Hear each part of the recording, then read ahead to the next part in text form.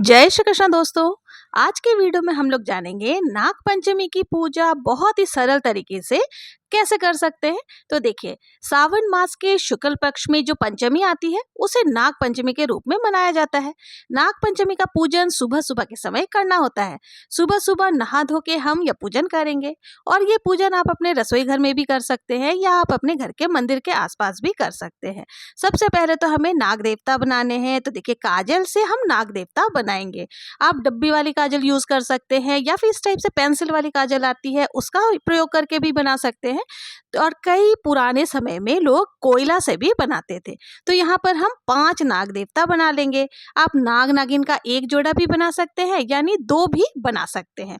तो या 5 भी बना सकते हैं, 7 भी बना सकते हैं, जितने आप चाहें, जितने आपके घर में बनाने की परंपरा हो उतने नाग नागिन आप यहाँ पर बना सकते हैं। तो यहाँ पर टाइल्स है, मैं किचन के टाइल्स में ही जो है नाग नागिन का जोड़ा बना करके पूजन करूंगी ताकि ये बाद में आसानी से साफ किया जा सके।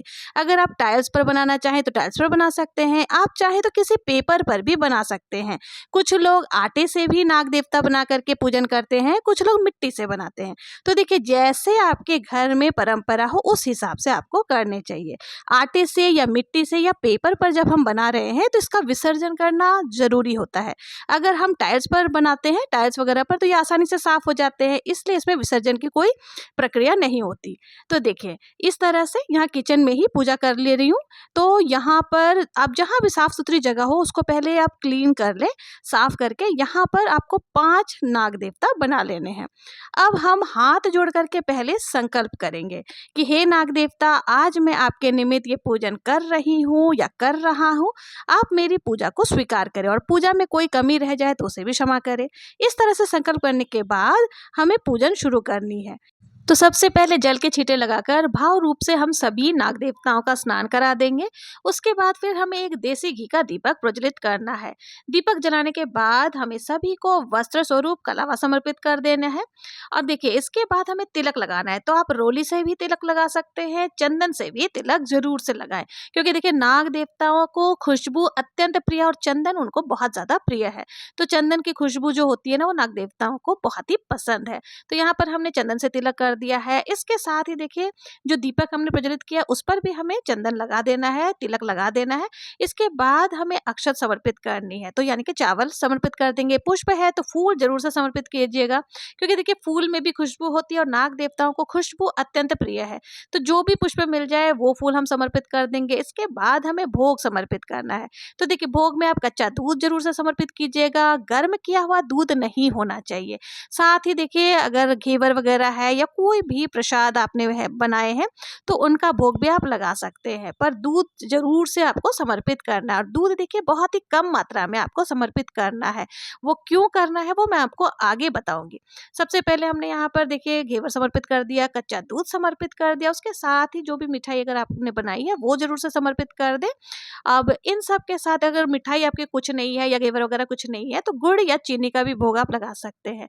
इसके साथ ही जल समर्पित कर देंगे। यथासंभव दक्षिणा जरूर से समर्पित करें, क्योंकि दक्षिणा जो है पूजा में रही कमियों को पूर्ण करती है। देखिए, अगर आप नाग पंचमी का व्रत करते हैं तो इस टाइम पर आपका व्रत कथा जरूर से सुन लेना चाहिए। हाथ में पुष्प लेकर के, चावल लेकर के हमें व्रत कथा सुन लेनी है। व्रत कथा का वीडियो आपको चैनल पर मिल जाएगा। अगर मैं सुनाऊंगी तो वीडियो बहुत ज्यादा लंबा हो जाएगा। कथा सुनने के बाद आपको क्या करना है, फूल और पुष्प जो हमने लिए थे, वो पुष्प और जो चावल लिए थे वो नाग देवता को समर्पित कर देंगे या थोड़े से जल के लोटे में डाल देंगे। अगर आपने व्रत नहीं किया है तो कथा का पार्ट आप स्किप कर सकते हैं। फिर हम सारी चीजें जो भी समर्पित करने के बाद आरती करेंगे। तो देखिए, 5-7 बार इस तरह से क्लॉकवाइज जब घुमा देते हैं तो इससे आरती का ही स्वरूप माना जाता है। इस तरह से हम क्लॉकवाइज घुमाते हुए आरती कर लेंगे, हाथ जोड़ लेंगे और पूजा में रही कमियों के लिए क्षमा याचना करेंगे। अपनी मनोकामनाओं को पूर्ण करने के लिए प्रार्थना करेंगे। इस तरह से नाग पंचमी की जो पूजा है ना पूर्ण हो जाएगी। पूजा के बाद जल का कलश जो है वो सूर्य देवता को अर्घ दे देंगे। इसके साथ ही जो दक्षिणा है वो हमें दान कर देना है। जो भी हमने भोग प्रसाद चढ़ाया है वो ना तो हमें खाना है ना किसी को प्रसाद स्वरूप देना है। आपको ये क्या करना है, जो भी प्रसाद है उसे खुली जगह पर, जहाँ भी नाग नागिन के बिल होते हैं या चींटियों के बिल होते हैं, वहां पर आपको डाल करके आना होता है। इसलिए मैंने आपको कहा था कि थोड़ा कम दूध वगैरह चढ़ाइएगा। अब जहां पर भी खुली जगह आपको दिखे, बिल वगैरह दिखे किसी पार्क में या फिर कोई खाली स्थान है, तो वहां पर आप प्रसाद को डाल करके आ सकते हैं। कच्ची जगह में हमें ये डालना है। अब पूजा करने के बाद दीपक जब शांत हो जाए तब हमें क्या करना है, जो भी हमने कलावा और प्रसाद आदि के साथ ही डाल करके किसी कपड़े से आपको जो है ना यहाँ पर साफ कर लेना। जो भी हमने नाग नागिन का बनाया था उनको हम लोग साफ कर देंगे। देखिए टाइल्स पर हमने बनाया है तो बहुत इजीली क्लीन हो जाता है।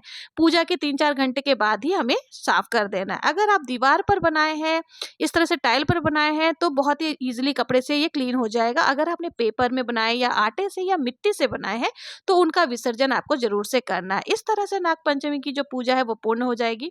देखिए नाग पंचमी का जो दिन है ना, ये काल सर्प दोष निवारण के लिए बहुत उत्तम दिन होता है। पूरे साल में ये एक ही दिन ऐसा होता है जिस दिन काल सर्प दोष का निवारण किया जाता है। अगर किसी पर भी काल सर्प दोष है तो नाग पंचमी के दिन नाग नागिन का जोड़ा जो बनाया जाता है ना, जो चांदी का, अपनी श्रद्धा के अनुसार चांदी पीतल तांबे का जोड़ा बना करके उसे मंदिर में जाकर भगवान शिव शंकर पर या नाग नागिन का जोड़ा जो है वो चढ़ाया जाता है। अगर वहां पर कोई पंडित जी होते हैं ना तो वो चढ़वा देते हैं, जो भी विधि होती है विधि विधान से। और श्रावण मास के शुक्ल पक्ष की जो पंचमी तिथि होती है, ये दिन काल सर्प दोष निवारण के लिए बहुत उत्तम है। तो अगर आप चाहे तो काल सर्प दोष का निवारण इस दिन कर सकते हैं। और पूजा की सरल विधि मैंने आपको बता दी है, घर पर आप इजिली ये पूजन कर सकते हैं। अगर वीडियो पसंद आई हो तो प्लीज मेरे चैनल को लाइक शेयर सब्सक्राइब करना ना भूले। और हम औरतें घर में तीज त्योहार किस प्रकार से करते हैं ये देखने के लिए मेरे चैनल पर बने रहे, सब्सक्राइब जरूर से करें। भगवान शिव शंकर की कृपा आप पर सदा सर्वदा बनी रहे, इसी मंगल कामना के साथ फिर मिलेंगे किसी और वीडियो के साथ। तब तक के लिए जय श्री कृष्णा, ओम नमः शिवाय।